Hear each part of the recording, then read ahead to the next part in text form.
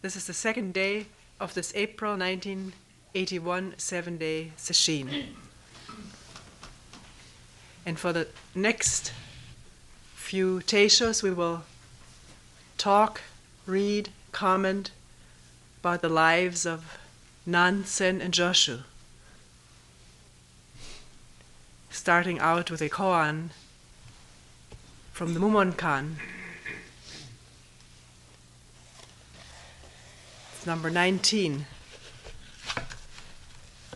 And it is called Ordinary Mind is Tao.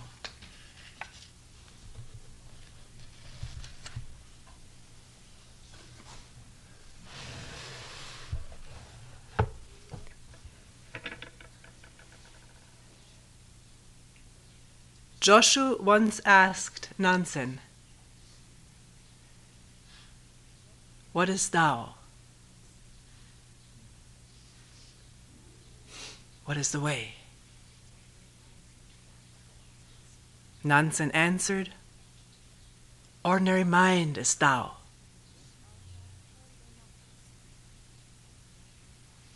"Then should we direct ourselves toward it or not?" asked Joshu. Another translation, we're reading here from Shibayama, comments on the Mumonkan. Sekida's translation is, "Then should we seek after it?" If you try to direct yourself toward it, you go away from it, answered Nansen. Joshu continued, "If we do not try, how can we know it is Tao?" And Nansen replied, "Tao does not belong to knowing or to not knowing. Knowing is illusion, not knowing is blankness. If you really attain to this Tao of no doubt, it's like the great void, so vast and boundless. How then can there be right and wrong in the Tao?"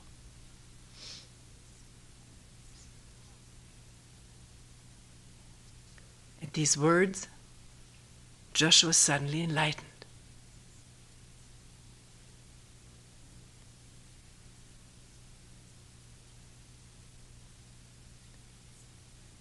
Mumon's commentary is always a commentary to each koan and a verse. Questioned by Joshu, Nansen immediately shows that the tile is disintegrating and the ice is dissolving and no communication whatsoever is possible.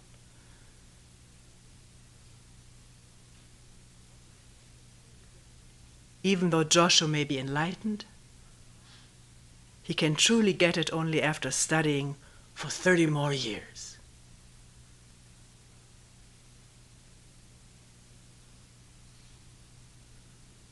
As a matter of fact, he studied until he died.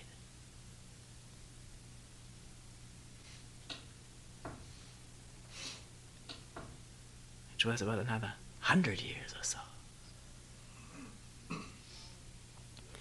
Mumon's poem, hundreds of flowers in spring, the moon in autumn, a cool breeze in summer, and snow in winter, or in spring.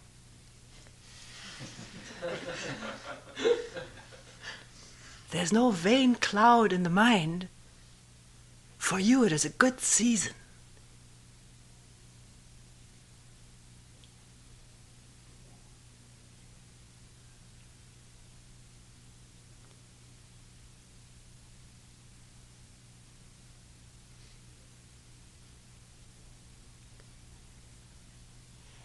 It says here in Shibayama's Teisho on the koan that Joshu was probably a little over 20 years old when this mondo, this interview took place.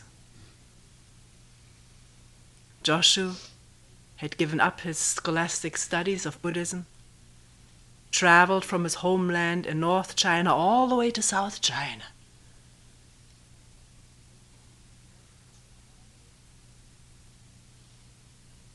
To ask this question, what is Tao? The incident of the koan took place around this time.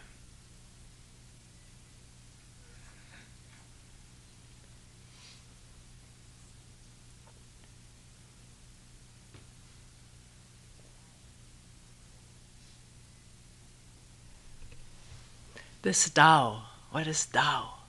We touched upon it briefly yesterday.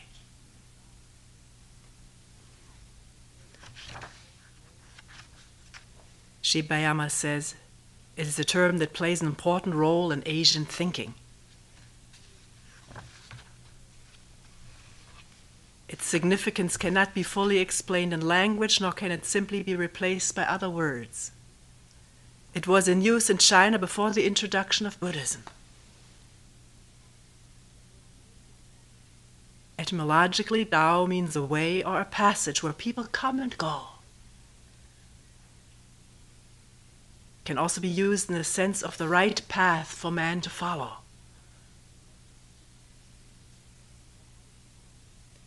In a shallow sense, the right path as contrasted to the wrong. In the profound sense, the way without any opposite, without any choice, without any right and wrong.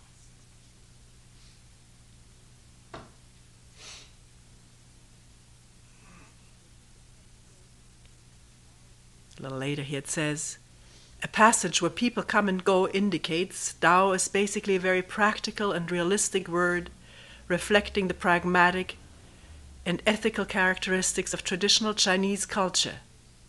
Indian culture, by contrast, is much more philosophical. Indians use such words as bodhi, nirvana, prajna, sunyata, which are all distinctly metaphysical and speculative. They don't need to be at all. Tao can be very speculative too. Always depends whether one understands what one is talking about when one hears a word and doesn't just combine words in clever ways without understanding. Endlessly this can be done. This is why it says in Hakuin Zenji's chant, if we see that true self is no self, we go beyond clever words. Which doesn't mean we will never use another word.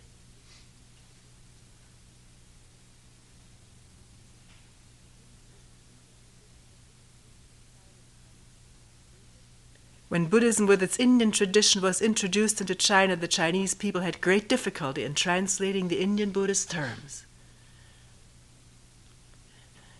This prajna wisdom, we call it wisdom, it's really it's a difficult word because this wisdom is so used, so loaded with the implication of an accumulated heap of knowledge,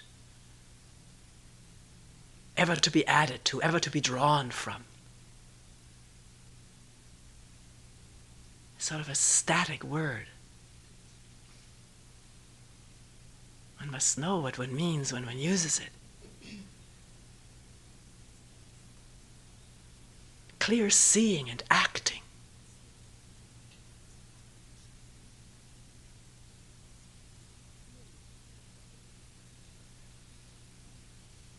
Acting clearly, precisely, choicelessly according to awareness, wakefulness.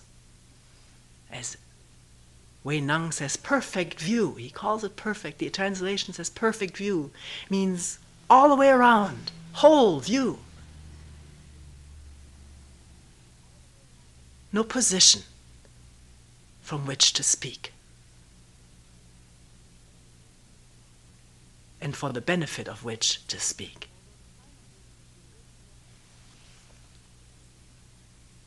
Although the final meaning of the original Chinese word is the same as its Indian equivalents, like bodhi, prajna, the nuances are naturally different, reflecting their respective cultural backgrounds. Tao gradually came to be used with its Chinese practical connotations.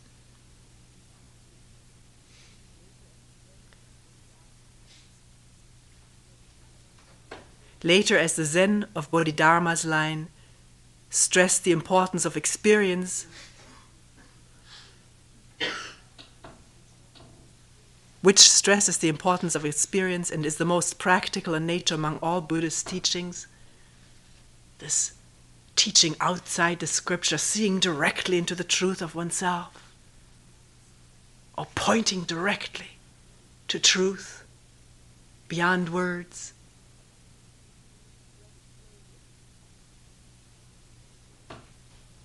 As this spread and flourished as a new type of teaching in China, the old traditional term Tao, with its experiential connotations, began to be used as a Zen term, referring to the truth of Zen, Shibayama says, the truth.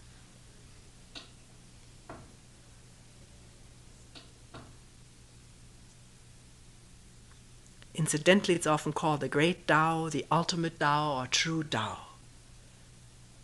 Always has to add a little something. Things are so simple, but we always manage to complicate them. I just picked 2 quotes by Lao Tzu about Tao.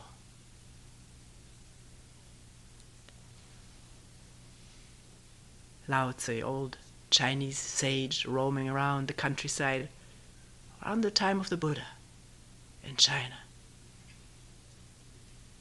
talking about Tao. He says, to its accomplishments it lays no claim. It loves and nourishes all things.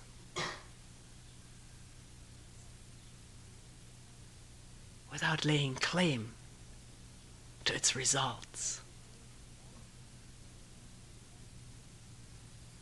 It loves and nourishes all things, but it does not lord it over them. The Tao, without doing anything, leaves nothing undone.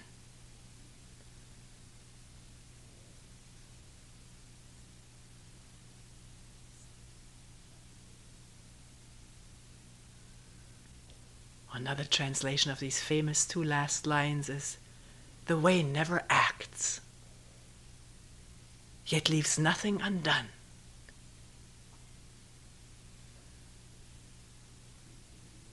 We always act and we leave things undone.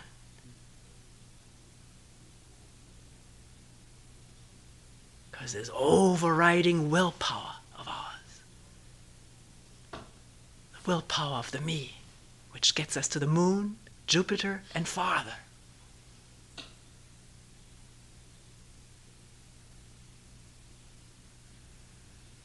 And inside it's dense and dark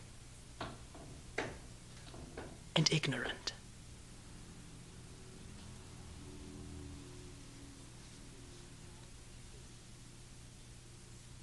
It's from the beginning of the Tao Te Ching, which is the book. Ching is the book. Te is the virtue or the power of the way. The book of the virtue or power of the way. Virtue not to be confused with our conventional idea of virtue.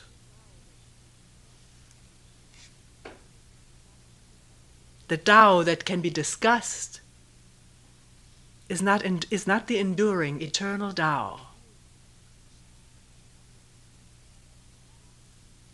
The name is the mother of the 10,000 things,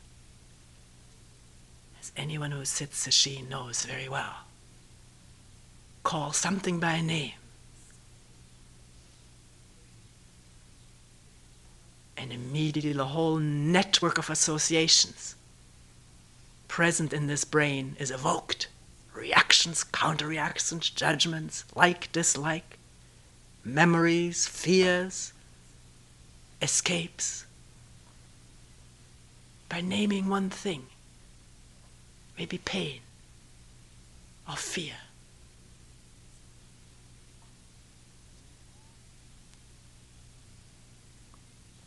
Which doesn't mean that there's not a place for naming it, talking about it, to clarify it intellectually, so that the intellect can calm down, quiet, and the brain just function in awareness and alertness and wakefulness.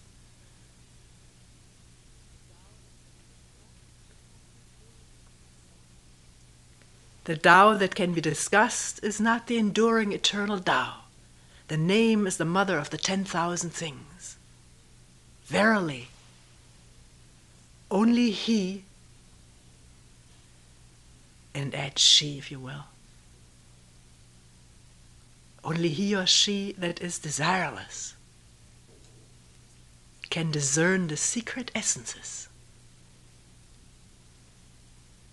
Unrelieved of desire, we see only shells.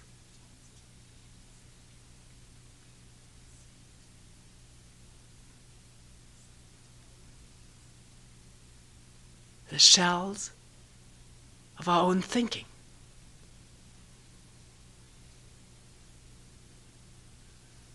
Which is the tool of desire.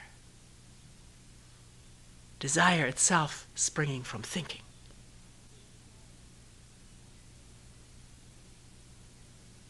Only in desirelessness can one discern the secret essences, which are beyond name.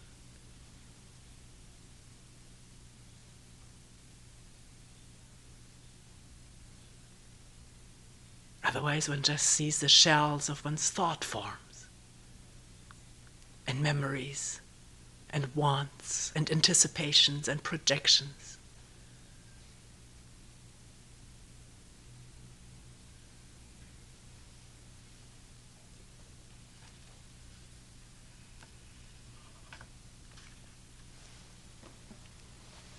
Before continuing at all with this koan,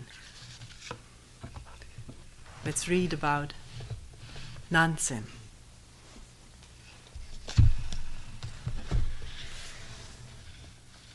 From Zen Dust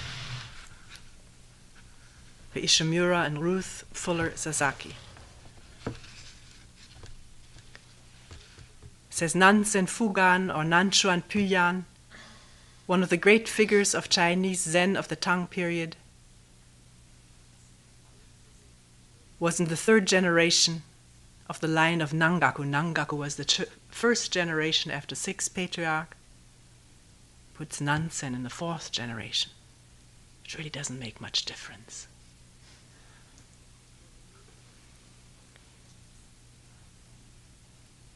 He was a native of such and such an unpronounceable place.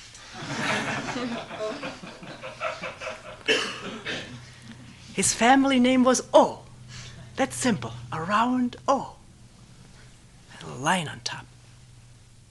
In his later years, Nansen often referred to himself as Old Man O, or Old Teacher O. When he was 9 years old, the boy's head was shaved by somebody, someplace. At 30, he took the full commandments at Mount Su, and thereafter gave himself up to Buddhist studies. I guess taking the full commandments here, being ordained, means being ordained.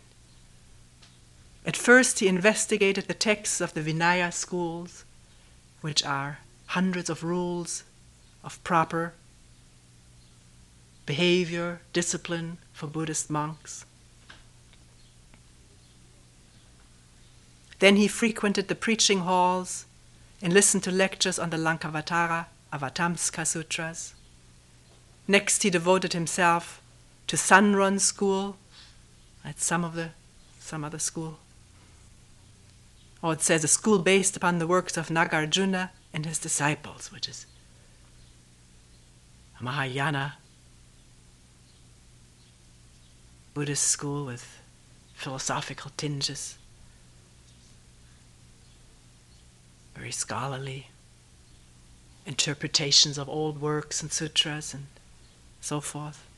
Finally, Fugan is another name for Nansen, knocked at the door of the great Zen master Baso. There's nothing said in here how Nansen came to enlightenment, to understanding, to awakening. In a German book on the Hekigan-roku,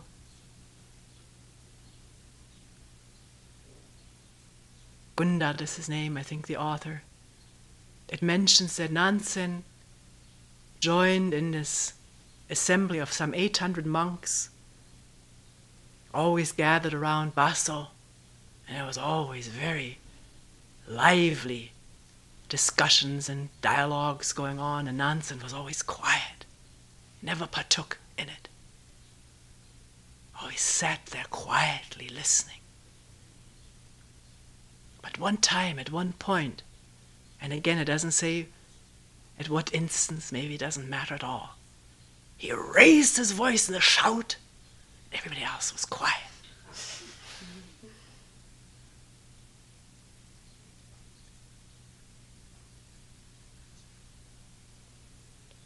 Here Ruth Fuller says, according to the old texts, Nansen now forgot all that he has previously learned. What a happy day. Forgetting, not meaning now, from now on, he walked around in amnesia. It had lost its power totally. He was using it, it was not using him anymore, if he needed to. But if one lives fully from moment to moment, there's little need to draw on what one has previously learned, because it's all there. Yet there's nothing wrong with it. If it isn't sort of rote coming down by rote out of the memory, not seeing what one says.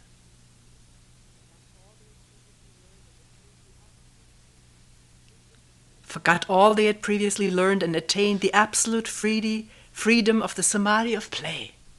There's a Japanese word for that, samadhi of play.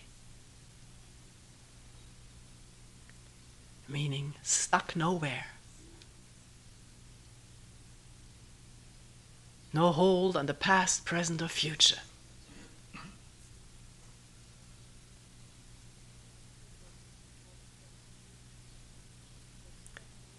Nansen was in his 47th year when in 795 he went to Mount Nansen in Shishu, in modern Anhui province. There he built a retreat for himself with his own hands and did not come down from the mountain for 30 years. And again in Gundad's book, it is stated that he befriended farmers, woodcutters, the people, the local people. And he communed with them. It also says that he was more appreciated, esteemed, and liked for what he didn't say, for his silence, than for what he said.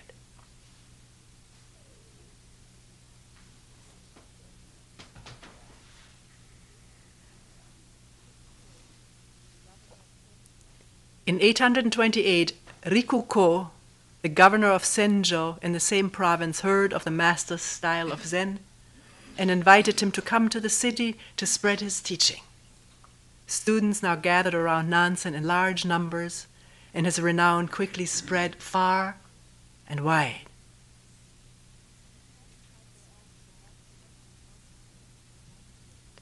From time to time thereafter, the master left his mountain temple, the Nansen Inn, to mingle with people in the world. Once, so the story goes, he decided to visit a certain manor house. That very night, the local god of the soil informed the lord of the manor that Nansen would come the following morning. So he made preparations for the master's visit. When Nansen arrived, he asked, "How did you know I was coming?" The lord of the manor said, "Last night, the local god of the soil informed me of your reverence's impending visit." Impending. Nansen said, "Because old O's practice has no power, he is spied upon by gods and demons."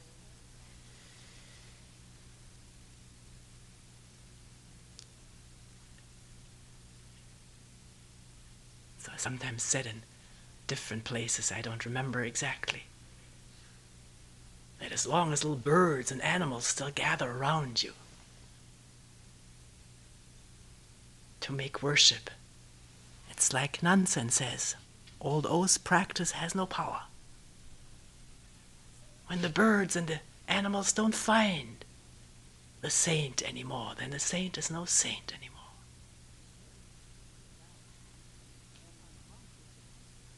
This is not the end of this dialogue yet. Thereupon a monk who had accompanied the master said, "Your reverence, you're already such a good teacher. Why should you be spied upon by gods and demons, or gods and devils?" That's really what's meant. And Nansen said, "Put another portion of food before the local god of the soil."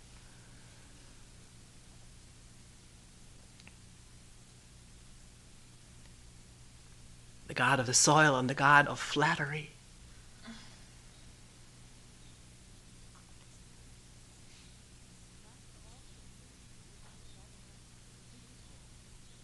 The master also occasionally visited Governor Rikuko in the city of Senjo. Their friendship deepened into a master-disciple relationship, and eventually Rikuko received the transmission of Dharma from Nansen.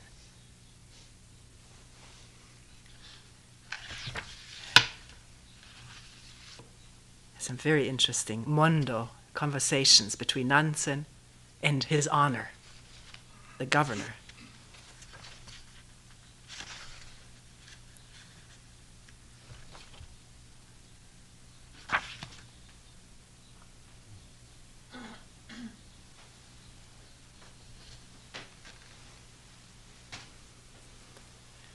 This one you've probably all heard.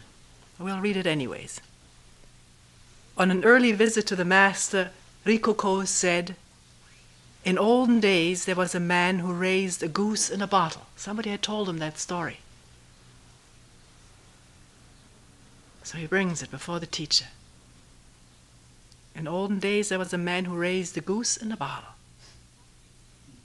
As the goose grew bigger, it became impossible to get it out.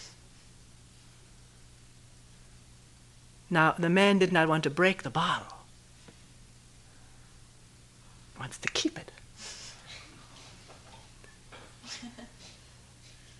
And he didn't want the goose to get hurt, because he's compassionate toward geese.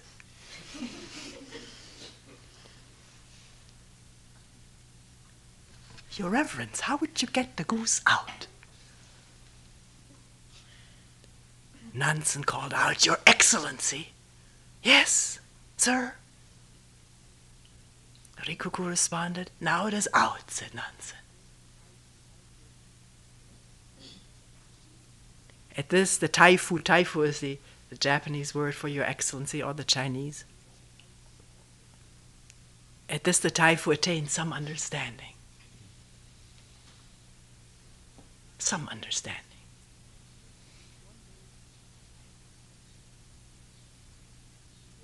One day, the taifu said, "Rikoku, in your disciple's house is a stone. Sometimes it sits, sometimes it lies down. And I'm trying to carve it into a Buddha. Is it possible?"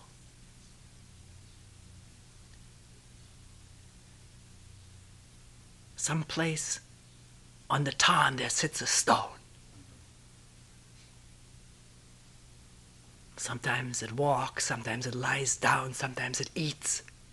Is it possible to carve it into a Buddha?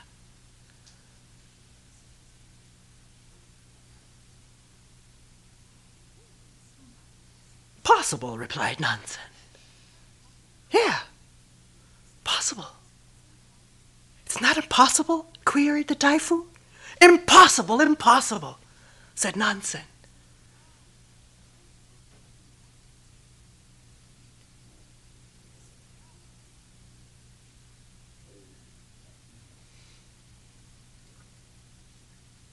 Can one do what's impossible?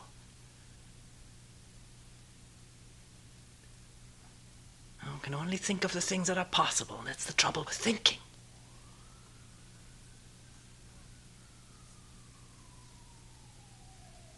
Not knowing what is possible or impossible. Can this work proceed from moment to moment?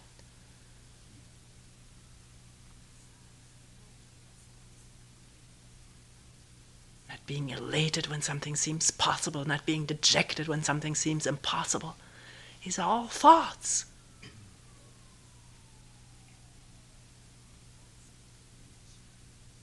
Or they're networks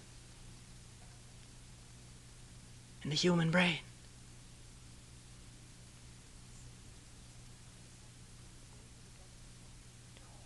Rikoku was taking leave of the master to return to the government office at Zenjo.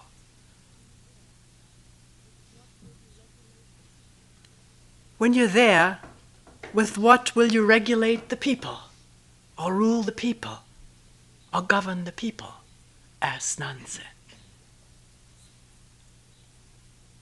I shall regulate them with wisdom, said the Taifu. If that's so, then every living soul will suffer great misery, was the master's response.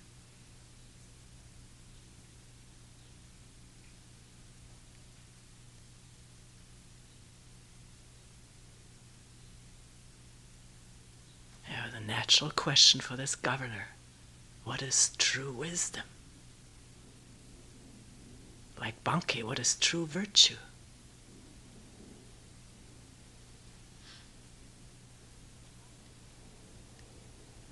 It's not a blueprint. A blueprint is partial. My wisdom versus your wisdom.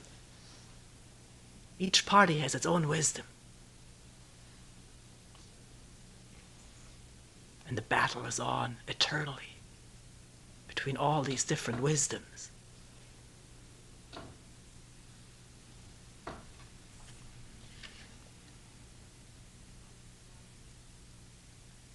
There's another quote by Lao Tzu which came to hand here from the Tao Te Ching on virtue.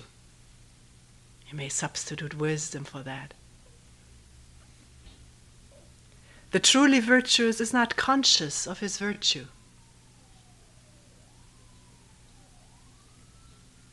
The person of inferior virtue, however, is ever anxiously concerned with his or her virtue, and therefore is without true virtue. True virtue is spontaneous and lays no claim to virtue. The virtue of the perfect sage does not interfere. It cooperates with an open and sympathetic and compassionate mind, while the virtue of the inferiors acts with intention and under conditions and is influenced by desires.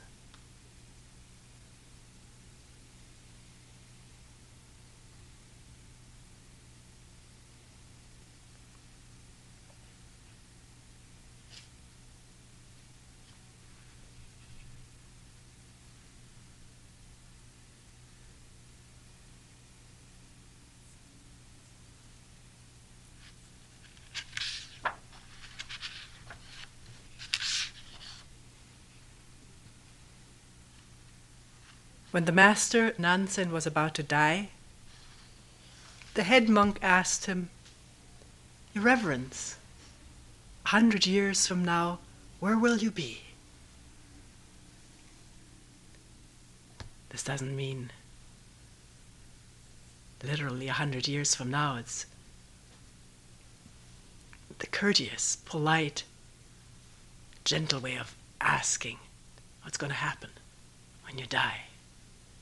Not right now, 100 years from now. It's a conventional way. It crops up in other koans. I shall be a water buffalo at the foot of the hill, said the master. Water buffalo. Another translation or interpretation, it says a cow, a very useful and very much needed animal by the villagers at the bottom of the mountain,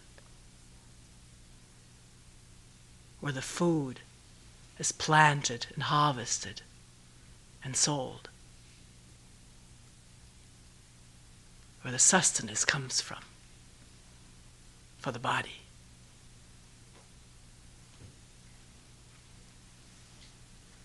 I'll be a water buffalo. Another version, it says, I'll come down the mountain.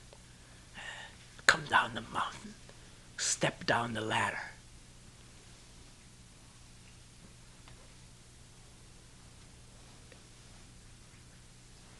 Be a cow or a water buffalo at the foot of the hill.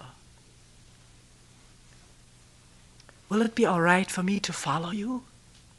Asked the head monk, very much attached to his master, really quite uneasy about this impending death.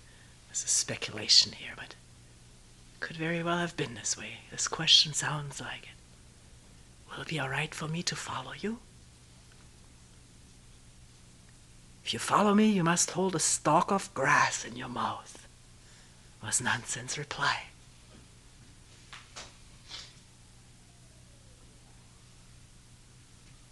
You see these cows, when they eat, there's always grass still hanging out of their mouths.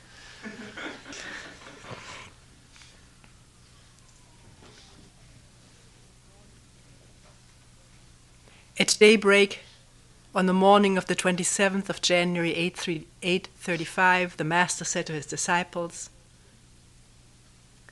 "The star has been fading and the lamp growing dim for a long time. Do not say that I came or went." His words ceased and he passed away.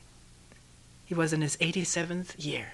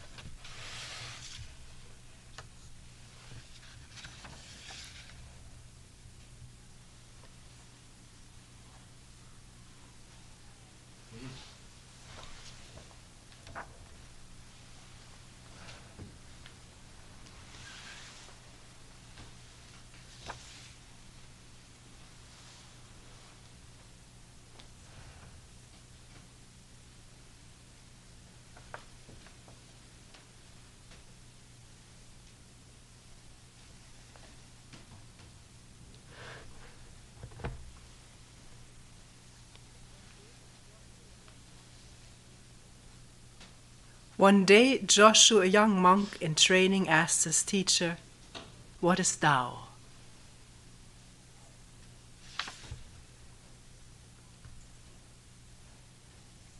Must have been this "what is Tao?" this question, says Shibayama, that made young Joshu give up his academic studies of Buddhism, prompted him to travel all the way from North China to Nansen's monastery in South China.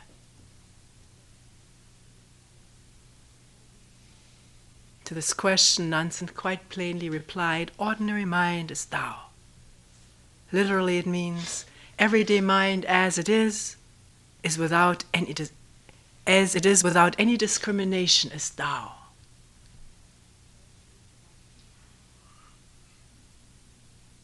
Not discrimination so much as like and dislike. It depends on how one uses the word discrimination.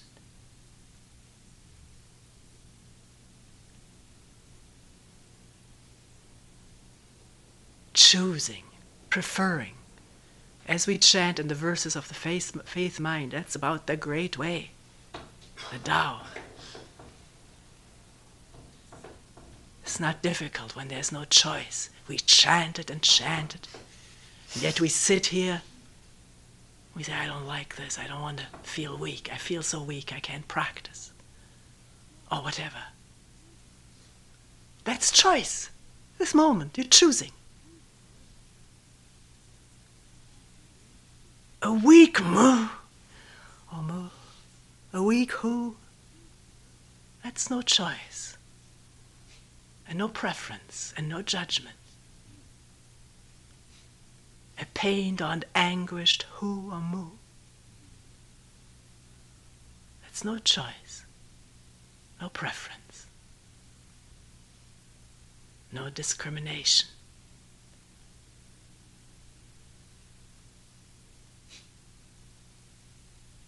It's so hard to understand what the mouth speaks and the intellect thinks it understands. To see once that one is choosing and that choosing is dividing and separating. And all the pain that comes from it, and disappointment and hopes.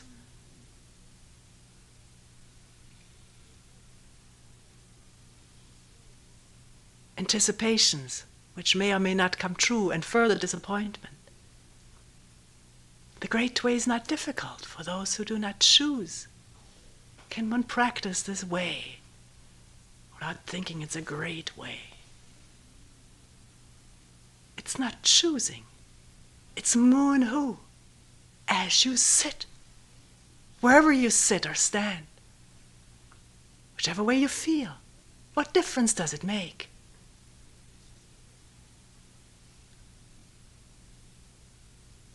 Makes a difference if you compare or want to feel different, but you don't.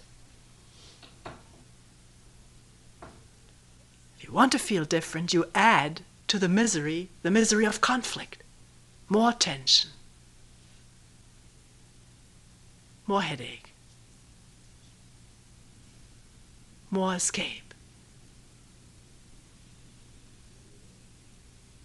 So, wherever one finds oneself, from moment to moment, not knowing. The name is the mother of the 10,000 things. Not knowing, but questioning. All of one's energies, meager or abundant, gathered in this mu or hu. They're not your energies anyways. They're everywhere. They're nobody's. One either blocks oneself off, or one flows. Pain and anguish too is energy. So is resistance, tremendous energy.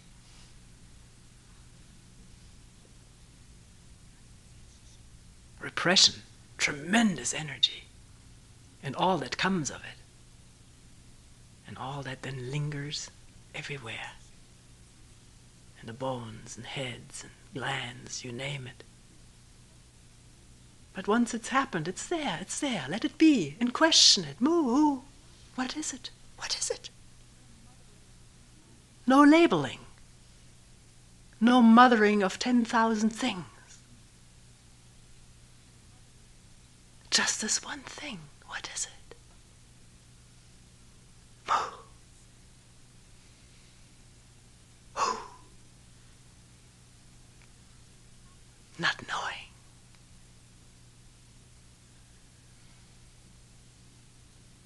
And yet with a yearning.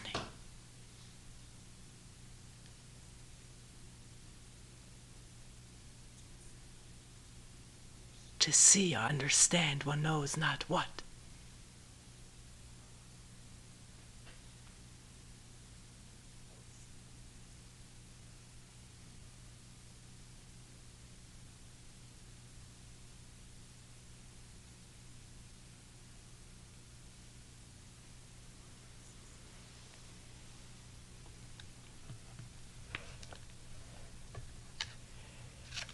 We will end here for today.